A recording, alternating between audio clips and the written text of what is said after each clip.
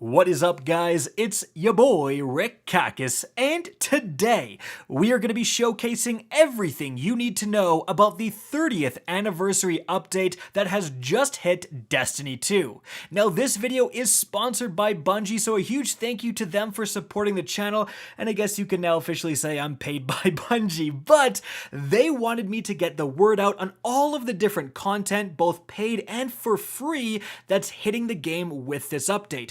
Nobody tell them I was gonna make this video anyways.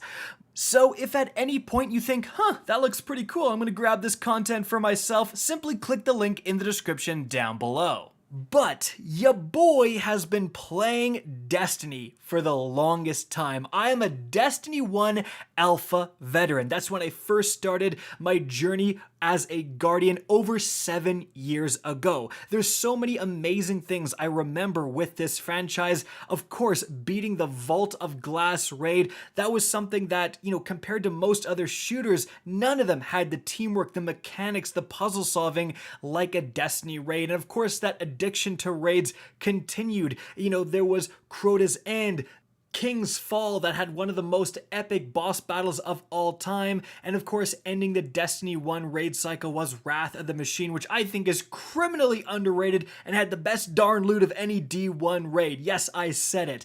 But it's not all about the raids. Reaching the Lighthouse for the first time in Destiny 1 was such an experience. There are so many fantastic memories from this franchise, and a lot of those memories come to life through the awesome nostalgia that is the 30th anniversary update. And a great example of that is the Grasp of Avarice Dungeon. This is a brand new 3-player endgame activity arriving with the 30th anniversary update, and the story behind this is awesome. The entrance is actually the infamous Cosmodrome loot cave. Back in Destiny 1, when they didn't quite have the loot system figured out, players would stand in the same spot and shoot into a cave with infinitely spawning enemies for hours and hours, and that was the most efficient way to get loot. Obviously, things changed dramatically over the years, and the loot system is now fantastic, but Bungie decided to expand on this now lore within the community and make the Cosmodrome loot cave a real thing now with even more interesting loot. And the dungeon itself is an epic experience, filled with interesting mechanics, fun boss fights, and incredible vistas. Just watch your step, because there's a lot of booby traps. If you can brave it, you are going to be privy to some of the most iconic loot in Destiny history. Epic weapons like the IS Luna from Destiny 1 is back and better than ever. The 1,000-yard stare, if you guys remember, absolutely popping heads with that thing in Destiny 1. Yeah, it's back, and it can get quick draw snapshot in Destiny 2. And also connected to this dungeon is, of course, the most infamous of all Destiny 1 weapons, the Galahorn exotic rocket launcher. Back, and it packs just as much punch as you remember. This is us taking out a raid boss in just a few seconds. Yeah, it's kind of insane. But while this awesome piece of content and all of its epic loot is available for paying players, don't you think Bungie forgot about you free-to-play players? Because they are going to get access to the brand new Dares of Eternity 6-player match-made activity. This is basically like a pretty wacky, wild, and I mean that in a good way, cosmic game show. You are sent into an area beyond space and time. You're going to have randomized encounters, so sometimes you're fighting Cabal, sometimes Hive, sometimes Taken.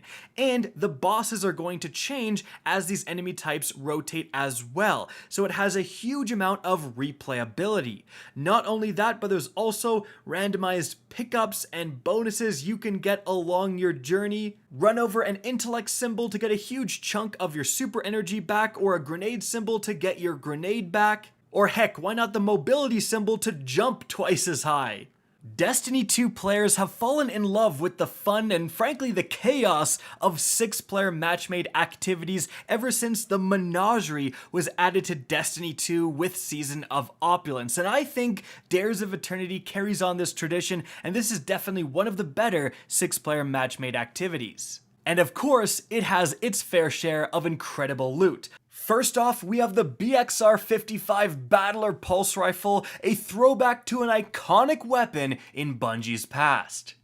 You also have incredible things like the first ever legendary trace rifle being added to the game, the Retracted Path. And if all that wasn't enough and more legendary weapons that I didn't mention, there's also another exotic available through an exotic quest, the Forerunner Sidearm. And if it looks familiar, that's because it's also based on an iconic Bungie weapon. And yeah, this thing packs an incredible punch, and again, available for free for every Destiny 2 player. But of course, accompanying these two brand new activities and their slew of earnable loot, we also have a bunch of awesome cosmetic rewards. If you do purchase the 30th anniversary, you're gonna get access to the streetwear ornament set for all of your characters. Look fly at all times, which of course in Destiny 2 is extremely important. And there's so much more than that. For me, I'm in love with the new ghost shells being added. I mean, look, this one's in a minivan. I love this one so much. But aside from that, there's sparrows, there's ships, there's exotic ornaments, and frankly, I'm really excited that the Cuirass of the Falling Star, one of my favorite Titan exotics, is finally getting a dope ornament because I can't wait to play the fashion game, which, as we all know, is the true Destiny 2 endgame. So guys, that is going to cover the new content added to Destiny 2 with the 30th anniversary update.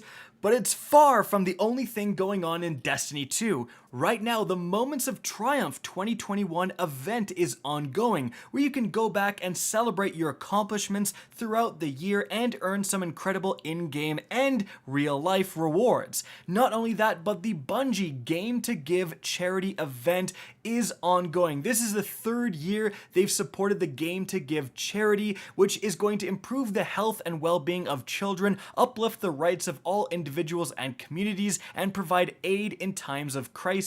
Guys, they've already raised over $1 million, as you can see, and it is still ongoing till December 15th, where a lot of community members within streams are all contributing to this common fantastic goal. If you want to be a part of that and donate, and when you donate, you can earn in-game rewards like this incredible emote. Well, there's going to be a link in the description of this video as well.